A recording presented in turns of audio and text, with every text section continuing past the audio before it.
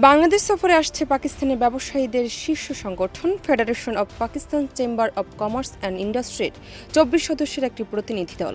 আগামী ১০ জানুয়ারি থেকে ১৫ জানুয়ারি পর্যন্ত এই দলটি ঢাকায় অবস্থান করবে বলে বাণিজ্য মন্ত্রণালয় সূত্রে জানা গেছে। গোলসেন্স গ্রুপের হোটেলে বিনিয়োগ করে সুদমুক্ত হালাল আয়ের সাথে বিলাসী জীবনের বিরাট সুযোগ। বিনিয়োগ একবার, রিটার্ন বারবার।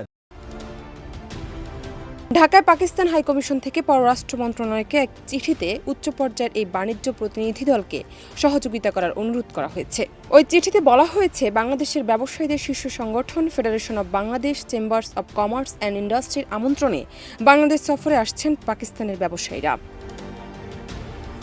পাকিস্তান থেকে বাংলাদেশের ব্যবসায়ীরা প্রধানত বস্ত্রশিল্পের কাঁচামাল আমদানি করে থাকেন, বিশেষ করে তুলা আমদানি হয়। এছাড়া সিমেন্টের কাঁচামালও আমদানি করেন বাংলাদেশের ব্যবসায়ীরা। আর এই বাংলাদেশ থেকে পাকিস্তানে কাঁচা পাট, চা, তৈরি পোশাক, হাইড্রোজেন আর অক্সাইড ও ওষুধ রপ্তানি হয়ে থাকে। সম্প্রতি পাকিস্তানের করাচি থেকে ২ কন্টেইনার বহনকারী জাহাজ সরাসরি বাংলাদেশের চট্টগ্রাম বন্দরে পণ্য নিয়ে এসেছে। বলা হচ্ছে, বাংলাদেশের স্বাধীনতার পর এবারই প্রথমবারের মতো সরাসরি জাহাজ করাচি থেকে চট্টগ্রাম এলো। এরপর থেকে দুই দেশের বাণিজ্য সম্ভাবনা দেখছেন উভয় দেশের ব্যবসায়ীরা। জান্নাত নিপু, দেশ রূপান্তর।